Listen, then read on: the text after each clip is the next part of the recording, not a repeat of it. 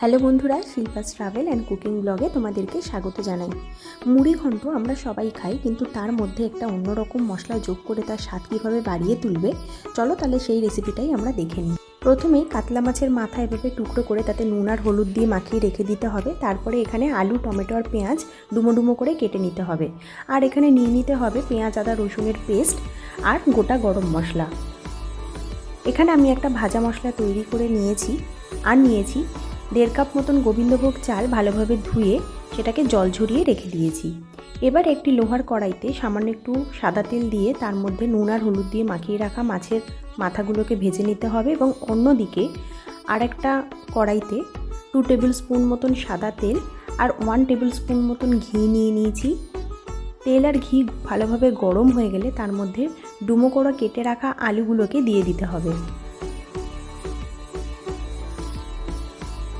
এর মধ্যে সামান্য একটু নুন দিয়ে ভালোভাবে আলুগুলোকে লাল লাল করে ভেজে নিতে হবে। দেখো, আলুগুলোকে ভালোভাবে ভাজা হয়ে গেছে, এবার তুলে রেখে দিতে হবে। এবারে বাকি তেলে ফোড়নে দিয়ে দিতে হবে গোটা জিরে, তেজপাতা, দারচিনি, এলাচ আর 3-4টে লবঙ্গ, আর দিতে হবে শুকনো লঙ্কা।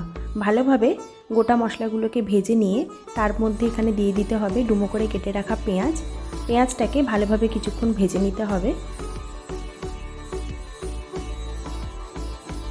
পেঁয়াজটা কিছুক্ষণ ভাজা হয়ে গেলে এর মধ্যে ডুমো করে কেটে রাখা টমেটোটাকেও দিয়ে দিতে হবে।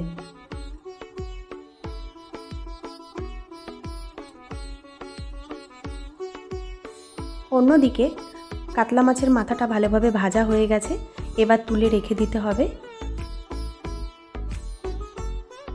এবং বাকি মাথার টুকরোগুলোকেও ভেজে নিতে হবে। এই দিকে টমেটো, পেঁয়াজ ভালোভাবে ভাজা হয়ে গেলে তার মধ্যে 2 টেবিল স্পুন পেঁয়াজ, আদা, রসুনের পেস্টটা দিয়ে দিতে হবে।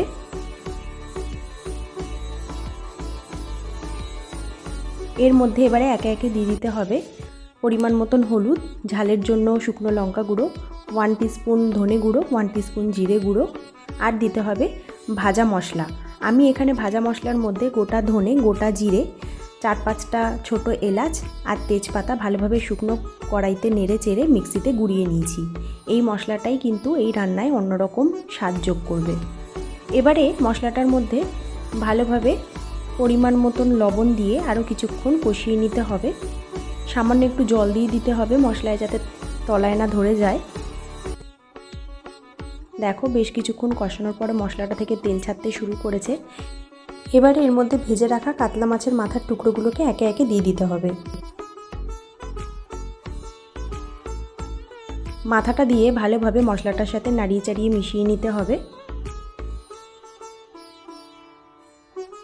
এবারে এর মধ্যে দিয়ে দিতে হবে ভেজে রাখা আলুর টুকরোগুলোকে।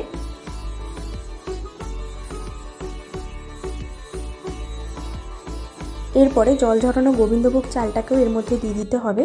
আর মশলার সাথে ভালোভাবে চালটাকেও মিশিয়ে নিতে হবে নাড়িয়ে চাড়িয়ে।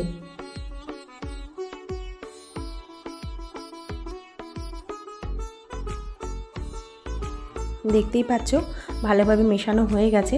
এবারে এর মধ্যে দিয়ে দিতে হবে জলের পরিমাণটা সবসময় মাথায় রাখবে। যে পরিমাণে তোমরা চাল নেবে তার ঠিক দ্বিগুণ পরিমাণে জল নেবে। আমি এখানে 1.5 কাপ মতন গোবিন্দভোগ চাল নিয়েছি, তার মাপ অনুযায়ী আমি এখানে 3 কাপ জল নিয়েছি। এই মাপটা যদি তোমরা সবসময় ঠিক রাখো তাহলে কিন্তু মুড়ি ঘন্ট ভীষণ ঝুরঝুরে হবে আর খেতেও খুব ভালো লাগবে। এবারে এর মধ্যে দিয়ে দিতে হবে 2 টেবিল স্পুন চিনি। যেহেতু মুড়ি ঘন্টটা একটুখানি মিষ্টি মিষ্টি হয়, সেজন্য চিনির পরিমাণটা একটু বেশি দিতে হবে।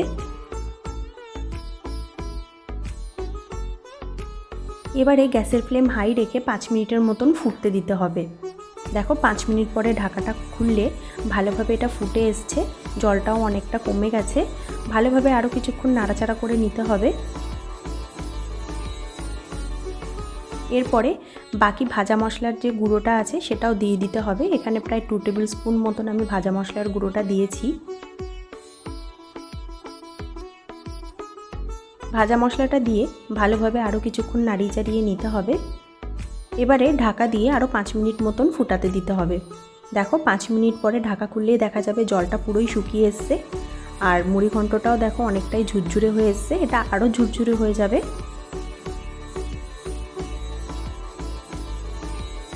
এবারে এর মধ্যে 1 টেবিল স্পুন ঘি আর হাফ টিস্পুন গোটা গরম মশলার গুঁড়ো দিয়ে ভালোভাবে নাড়াচাড়া করে নিতে হবে।